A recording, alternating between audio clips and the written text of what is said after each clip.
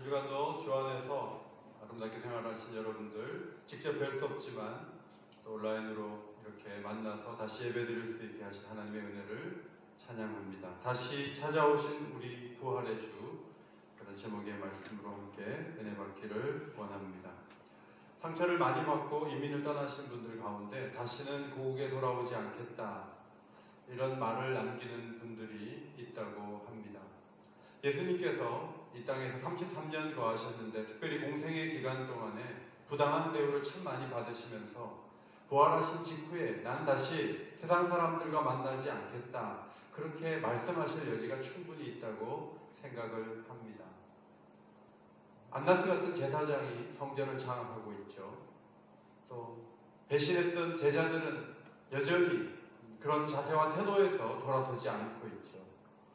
그 누구 하나 주님이 제대로 만나서 사랑을 나눌 만한 그런 대상은 세상에 없다고 봅니다. 그래서 일반적인 사람 같은 경우에 마음의 그 감정 때문에 다시 보지 않겠다, 그렇게 선언하시기가 참 쉽다고 생각을 합니다. 그런데 예수님은 다시 제자들을 만나셨고요. 만나야 될 사람들은 다 만나셨습니다. 그리고 관계를 복원하시고 또 제자들을 내세우셔서 아름답게 미래의 사명을 감당하도록 그렇게 부탁하신 주님의 모습을 보게 됩니다. 인간적인 감정으로는 빌라도도 찾아가고 헤롯도 찾아가서 관원들을 놀라게 하면서 그들이 얼마나 큰 실수를 했는지 한번 보여줄 수도 있고요. 또 제자들에게 찾아간다 할지라도 냉담한 얼굴을 하면서 환한 표정으로 어떻게 배신할 수 있느냐, 이런 여지를, 반성을 할 여지를 남길 수 있었지만 예수님은 전혀 그렇게 접근하지 않으셨습니다. 요한복음 20장에 예수님은 여러 여인들을 만나는 대신에 한 여인이 예수님을 만났다, 그렇게 기록이 되어 있습니다. 막달라 마리아가 등장하죠.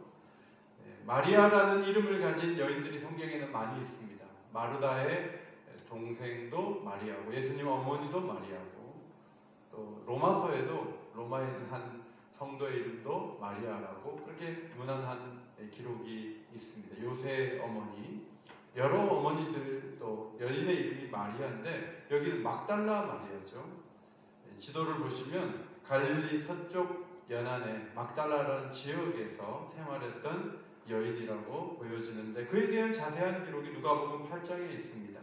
또한 앞길을 쫓아내심과 병고침을 받은 어떤 여자들, 곧 7 귀신이 나간 자 막달라인이라 하는 마리아와 헤롯의 청지기 구사의 아내 요한나와 수산나와 다른 여러 여자가 함께하여 자기들의 소유로 그들을 섬기더라, 그렇게 기록되어 있습니다. 예수님께 병고침을 받은 여인들이 많이 있었는데 그 중에 제일 앞에 거론된 사람이 7 귀신이 들렸다가 나온 막달라 마리아였는데 그가 예수님을 또 제자들을 잘 섬겼다, 그렇게 기록하고 있습니다.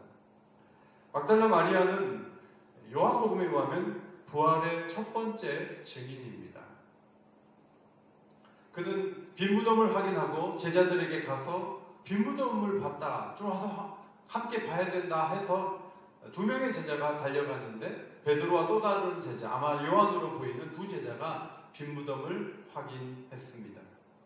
그리고 나서 빈무덤을 보고 놀라서 2 제자는 그냥 자기 있는 곳으로 돌아갔습니다.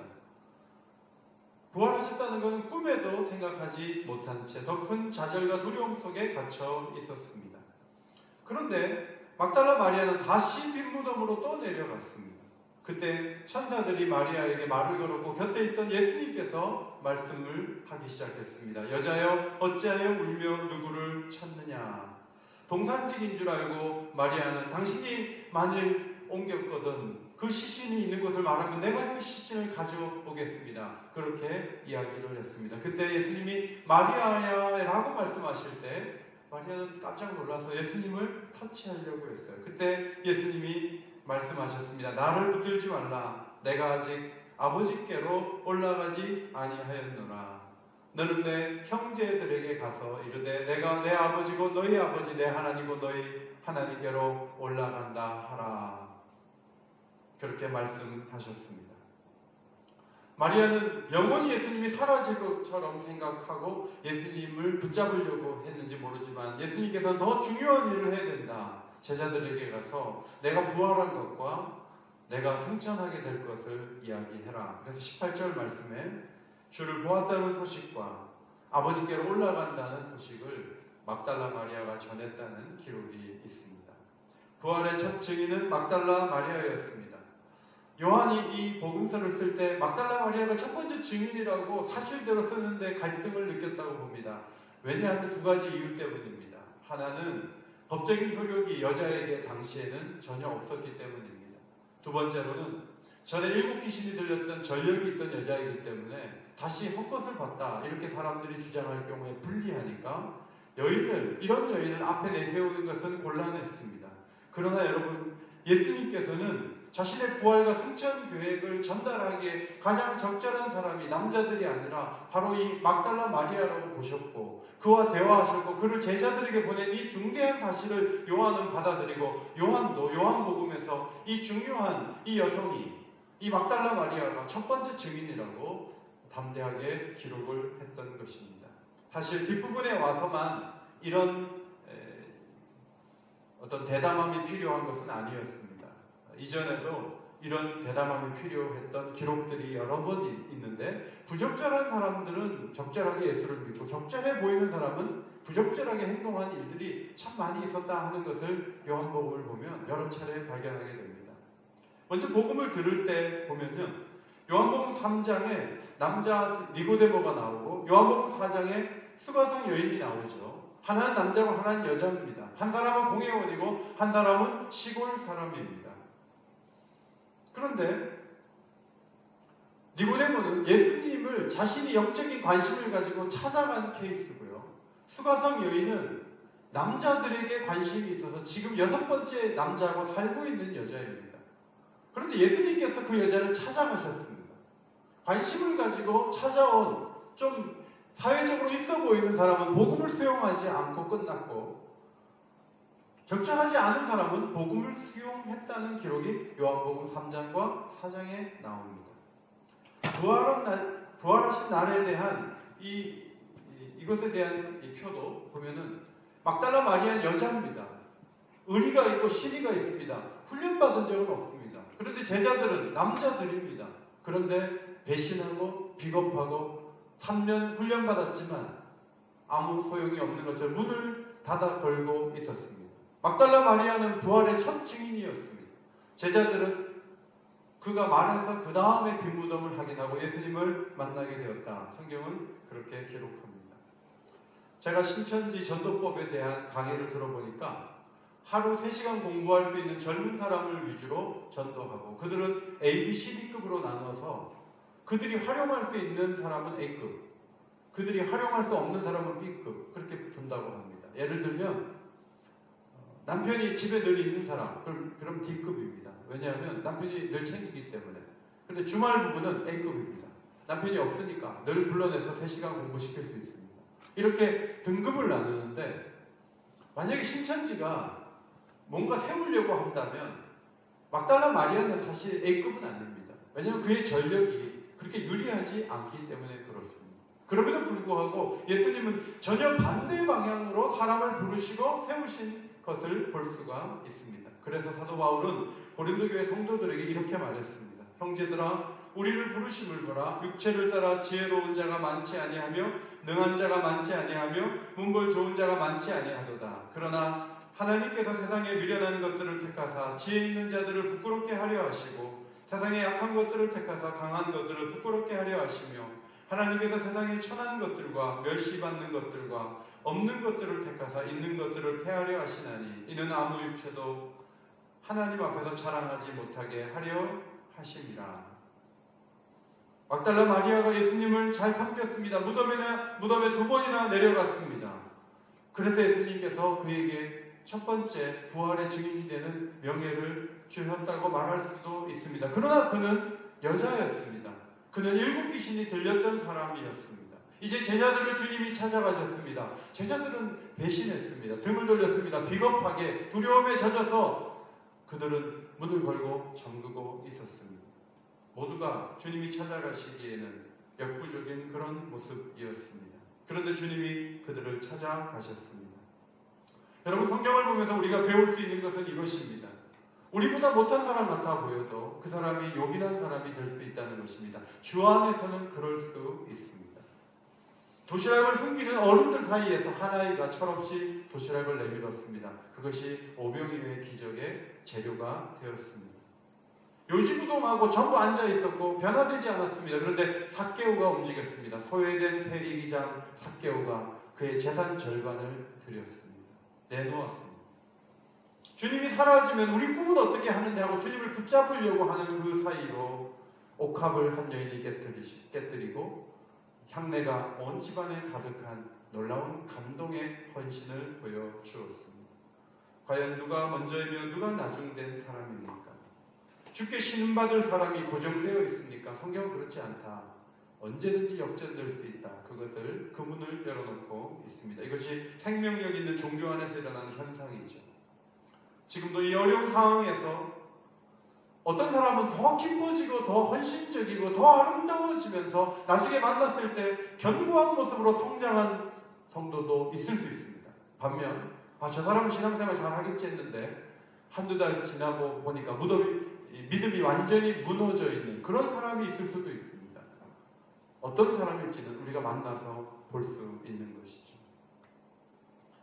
남자라 해서 오래 믿었다 해서 공부를 많이 했다 해서 봉사를 오래 했다 해서 그 사람에게 무엇인가가 보장되어 있지 않습니다. 이 모든 것을 뛰어넘어 주님이 찾아오시고 주님이 견고하게 하시고 주님이 세워주시면서 우리는 사명을 감당할 수 있는 사람이 되는 것입니다. 19절 말씀에 제자들은 예수께서 문을 닫고 있는 그 상황에서 들어오시는 것을 보게 되었다는 것입니다. 문을 닫았다는 말은 헬라어로 완료형으로 계속 문을 닫고 있었다는 것을 보여줍니다.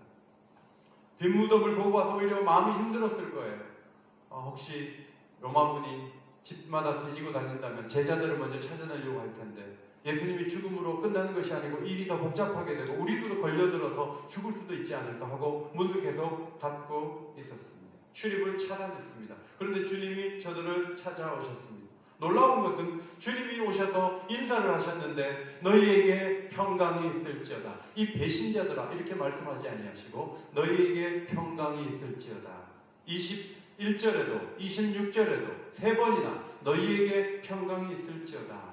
이렇게 선언하셨다는 것입니다. 너무나 놀라운 선물입니다. 이 선물은 기도를 많이 하고 준비가 된 사람들, 의리가 있는 사람만 받을 수 있는 선물은 아니고 주님이 찾아오시는 그 자리에 있는 사람들은 이 선물을 받을 수 있다는 것을 성경은 가르쳐 줍니다. 거듭 평안이 있으라는 말씀을 주님이 하셨을 때 제자들은 얼마 전에 주님께서 말씀하신 약속이 떠올랐을 것입니다. 요한복음 14장 27절입니다. 평안을 너에게 끼치노니 곧 나의 평안을 너에게 주노라. 내가 너에게 주는 것은 세상이 주는 것과 같지 아니하니라. 너희는 마음에 근심하지도 말고 두려워하지도 말라. 주님이 갔다가 다시 오신다 했는데 3일 만에 다시 오셨습니다. 근심하고 두려워하는 자들에게 너에게 평안이 있을지어다 라고 선언하셨습니다. 하나님과의 화해가 십자가로 완성되었고 그 혜택을 제자들이 제일 먼저 볼 수 있다고 기쁨으로 말씀하신 것입니다. 이제는 하나님과의 화목한 관계 속에서 생명의 평안이 주어질 길이 열려지게 된 것입니다. 그래서 부활하신 날 저녁에 제자들에게 가셔서 평안을 선포하셨던 것이죠. 여러분, 신자들은 어떤 경우에도 평안할 수 있는 축복을 갖고 있다는 것을 아십니까? 근심과 두려움 속에 잡혀있는 것은 비정상적인 것이고 어떤 상황에서도 우리는 평안할 수 있겠구나. 자, 그 믿음을 우리가 가져야 하겠습니다. 다윗은 하나님을 모시고 흔들리지 않는다고 했죠. 내가 여호와를 항상 내 앞에 모시며 그가 나의 오른쪽에 계심으로 내가 흔들리지 아니하리로다.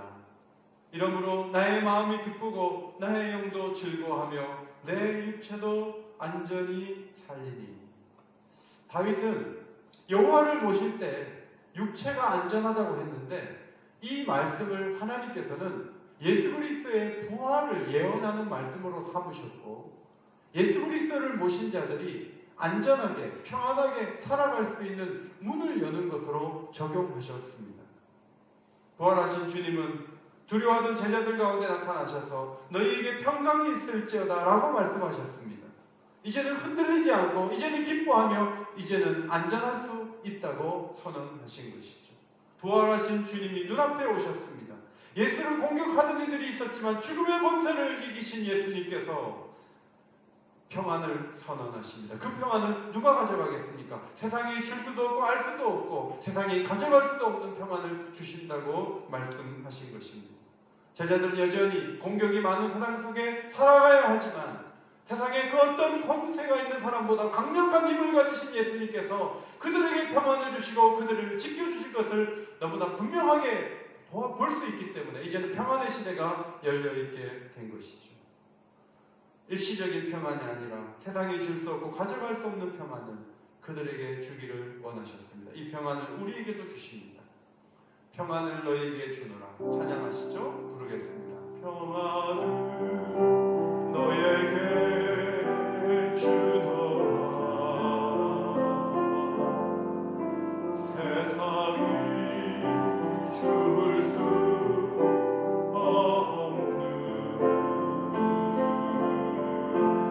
세상이 알 수도 없는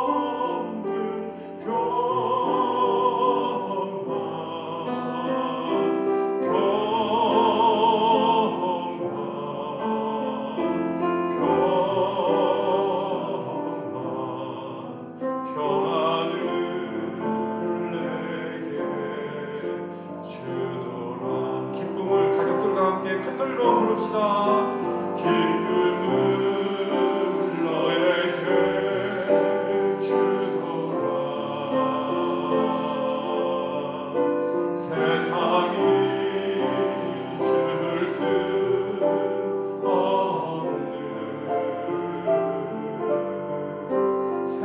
세상이 알 수도 없는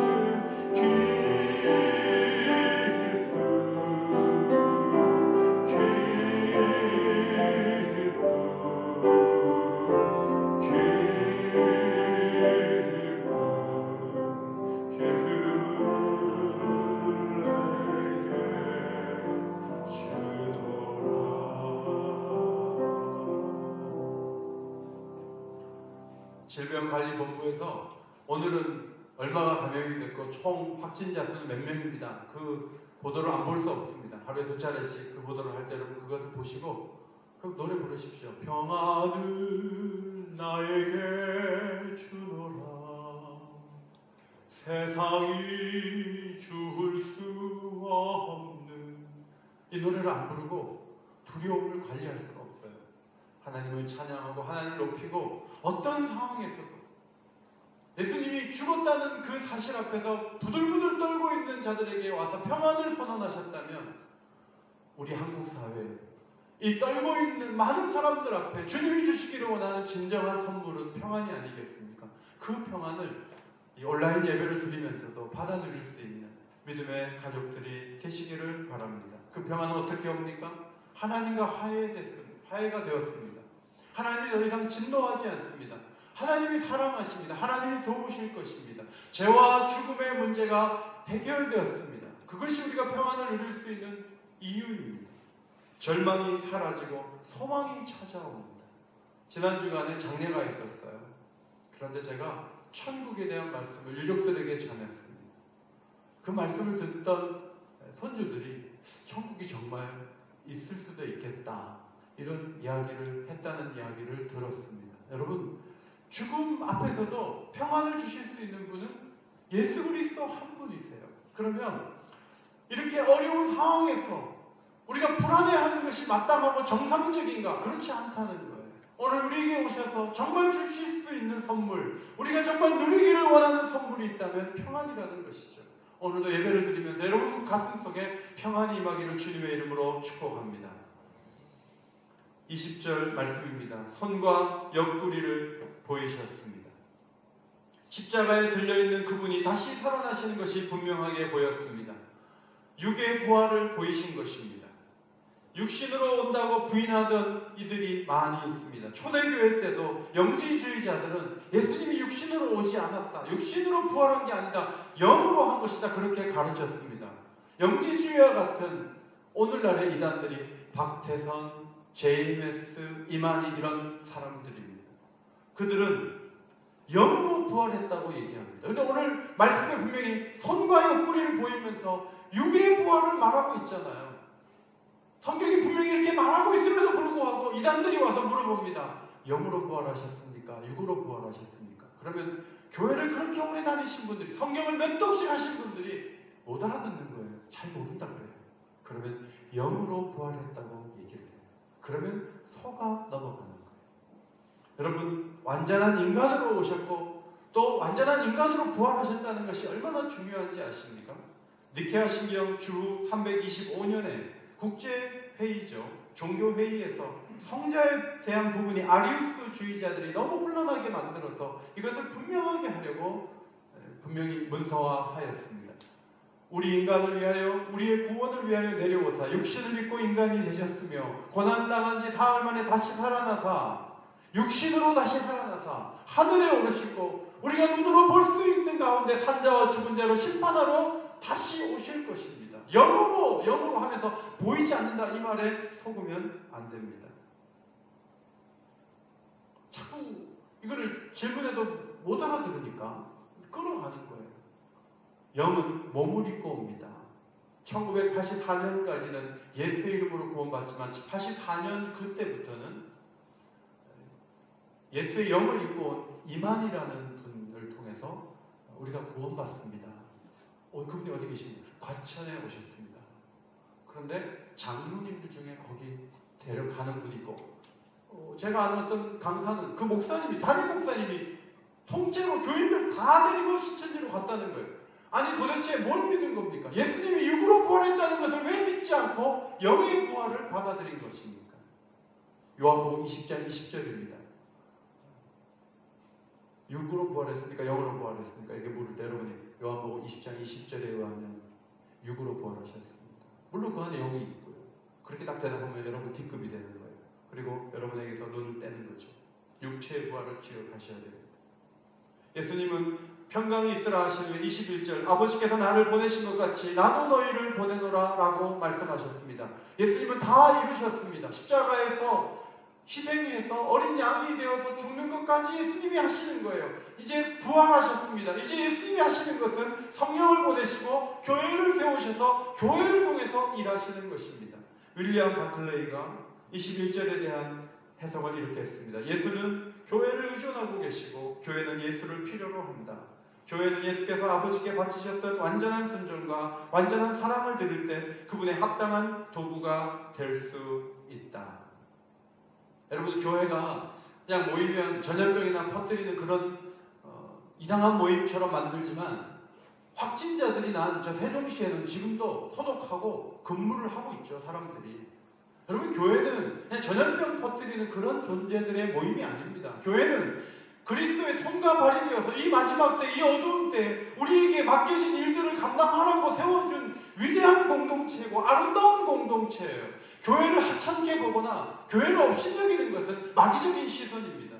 교회는 아름다운 것이고 교회는 생명을 공급하는 것이고 교회는 예수 그리스도의 손과 발을 이어서 아름다운 사역을 감당하는 공동체라는 것을 기억하고 우리가 모일 수 없지만 교회의 위대함, 교회의 영광을 지워버려서는 안 됩니다. 교회는 아름답다. 그리스도의 일을 계속한다. 교회를 세상에 심으셨고 아버지께서 아들을 보내신 것처럼 아들은 우리를 세상에 보냈다. 그것을 기억하고 모이지 못한다 할지라도 여러분이 교회의 역할을 주어진 곳에서 잘 감당하셔야 됩니다. 그것이 주님의 뜻입니다. 22절 예수님은 숨을 내쉬며 이르시되 성령을 받으라 하셨습니다. 창세기 2장 7절에 보니까 첫 번째 창조를 하실 때 아담을 만드시고 흙으로 아담을 만드시고 그 코에 생기를 불어넣으니 사람이 생물이 된 것입니다. 그런데 거듭나는 것은 니고데모에게 말씀한 것처럼 물과 성령으로 거듭날 수가 있습니다. 이제 성령을 받을 때 그들은 새로운 영의 사람이 될 수 있는 것이죠.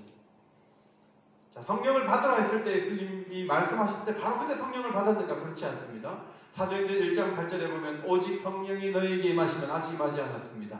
너희가 권능을 받고 그래서 제자들이 오순절날 모여서 기도할 때 강한 바람 같은 소리가 있더니 그 온 집에 소리가 가득하게 들리고 마치 불의 혀같이 갈라지는 것이 보이고 각 사람 위에 하나씩 그 불이 임하여 다 성령의 충만을 받았다고 성경은 기록합니다. 그러므로 예수님께서 성령을 받으라 한 것은 이제 성령 받을 수 있는 문이 열렸다는 것을 의미합니다. 자동차를 자식에게 사주는 아버지가 저녁에 들어온 자녀에게 키를 줍니다. 자동차 밑에 있는 내일 아침에 가서 시동 걸고 타라. 키를 받은 거죠. 아침에 일어나서 이제 시동을 겁니다. 마찬가지로 예수님께서 성령을 받으라 했을 때 성령 받는 길이 열렸습니다. 이제 오순절날 모여서 함께 기도할 때 성령이 그들에게 임해서 모두가 성령의 충만을 받는 축복을 누리게 되었습니다. 성도 여러분, 우리는 성령을 받으라 한 그 이후 시대에 살기 때문에 사실 우리의 기도의 가장 중요한 기도 중에 하나는 성령을 충만하게 부어주십시오. 성령님과 동행하게 해주십시오. 성령님을 따라가게 하십시오. 성령의 인도를 받게 해주십시오. 그것이 우리의 첫 번째 기도 제목이 될 수가 있는 것입니다. 이 어렵고 힘든 순간에 누가 담대해서 트럼프같이 담대하게 큰 소리를 지난 주간까지 쳤지만 이번 주는 국가 배상 사태를 그렇게 선포하는 것이죠. 지금은 배짱있다고 버티는 시대가 아니에요. 성령이 우리에게 충만해 오실 때 우리의 마음은 평안으로 채워질 수 있고 하나님께서 원하시는 일을 무엇을 할까 고민할 수도 있고 헌신할 수도 있고 달려갈 수도 있는 힘을 얻는데 성령이 아니면 우리는 제자들처럼 문을 잠그고 두려워할 수밖에 없는 것이죠. 여러분 골방에서라도 기도하십시오. 성령을 충만히 부어주십시오. 성령님과 동행하게 해주십시오. 성령의 인도를 따라 순종하며 살게 해주십시오. 그렇게 기도하는 것이 우리에게 주어진 놀라운 특권이라는 것을 기억하시기 바랍니다. 23절입니다. 너희가 누구의 죄든지 사하면 사해질 것이요 누구의 죄든지 그대로 두면 그대로 있으리라 하시니라. 자, 이 말씀을 잘못 해석하면 사도들에게 죄 용서의 권한이 있는 것으로 볼 수 있겠지만 사실 시간적인 의미로 보기보다는 어떤 상태인지를 말할 수 있는 메신저, 이 말씀을 전하는 자의 특권으로 해석하는 것이 옳습니다. 두 가지로 해석할 수 있는데 하나는 너희가 사해진다고 말할 때 죄가 용서될 것이다. 이렇게 해석하면 사도들에게 죄 용서의 권한이 있는 건데 그것은 하나님의 권한이죠. 그러므로 이 말씀은 너희가 사해진다고 말하는 대로 사함받는 상태에 있게 된다. 그렇게 해석하는 것이 옳습니다. 그 대표적인 예가 사도행전 2장 말씀이죠. 복음을 전했을 때 사람들이 마음에 찔렸습니다. 예수님은 십자가에 못 박은 것이 대단히 잘못된 것을 알았습니다. 우리가 어찌할꼬 할 때 베드로가 말합니다. 너희가 회개하고 각각 예수 그리스도의 이름으로 세례를 받고 제사함을 받으라. 그리하면 성령을 선물로 받을 수 있다. 라고 이야기를 했습니다. 선포했습니다. 그래서 사람들이 베드로가 얘기한 대로 회개를 했어요. 그때 제사함을 받았어요. 베드로가 말한 대로 된 거예요. 그것은 베드로가 죄를 용서해 준 것이 아니라 예수님께서 회개하는 자에게 용서를 주신다는 메시지를 주셨고 그 메시지를 선포할 때 그대로 된 것이죠. 말씀을 정리합니다. 예수님은 빈무덤을 오가던 의리 있고 신실한 막달라 마리에게 찾아가셨습니다. 예수님은 문을 걸어 잠근 제자들에게도 찾아가셨습니다. 성실한 자들만 찾아가지 않습니다. 의리 있는 이들만 찾아내시지도 않습니다. 예수님은 자신이 기뻐하는 자들에게는 찾아가십니다. 우리는 몇 주간 참 움츠러들고 힘겹게 보내고 있는 그런 모습을 주님께 보여드렸어요. 그럼에도 불구하고 주님이 기뻐하시면 우리를 찾아오시고 우리에게 힘을 주시고 평안을 안겨주시고 성령을 부어주실 수 있는 만왕의 왕이신 주님이 우리와 함께한다는 것을 기억하고 우리가 예배드리는 이 현장에 찾아와 주십시오. 오늘 이 온라인 예배를 드리는 이 현장에 찾아와 주십시오. 우리 가족들이 함께 기도할 때 우리를 찾아와 주십시오. 우리에게 성령으로 충만케 도와주십시오. 그렇게 기도하시기를 바랍니다. 코로나19에 민감하게 대응해야 되지만 우리가 할 일이 바이러스 한 가지만 대응하는 그 한 가지만 우리에게 놓여 있는 것은 아니죠. 두려움에 벗어나 평안을 얻어서 성령께서 하라고 한 그 일을 감당하고 사명을 감당하고 죽음도 이길 수 있는 이 부활의 메시지를 전하고 아무리 어려워도 사명을 감당하면서 다시 일어나고 다시 새롭게 만들어가는 하나님의 사람들이 다 되시기를 예수님의 이름으로 축복합니다. 기도하겠습니다. 하나님 아버지 감사합니다. 그리스도의 부활의 놀라운 영광을 저희도 보게 하신 것 감사합니다.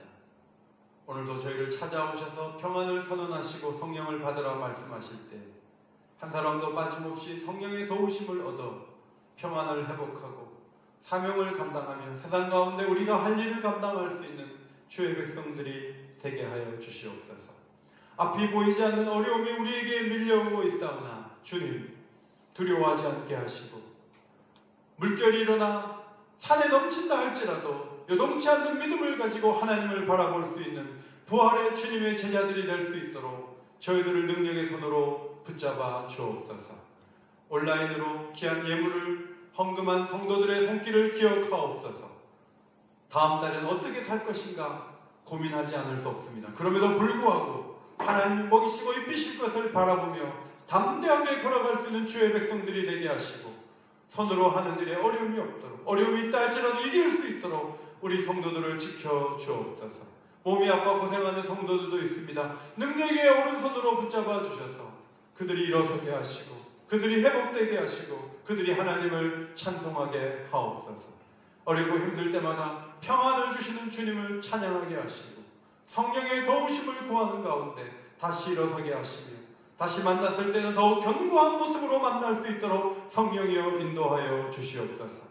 매일 새벽마다 6시 반마다 저희들이 모여서 하나님 아버지 예배드릴 수 없사오나 또 온라인으로 묵상할 때 함께하여 주시고 말씀을 들을 때 말씀을 묵상할 때 우리에게 말씀하여 주심으로 성령의 세미한 음성을 듣고 다시 일어설 수 있는 엘리야와 같은 저희들이 다 되게 하여 주옵소서.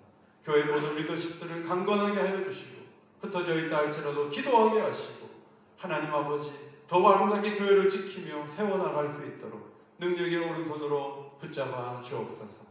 함께하신 하나님을 찬송하오며 예수님 복되신 이름으로 기도하옵나이다.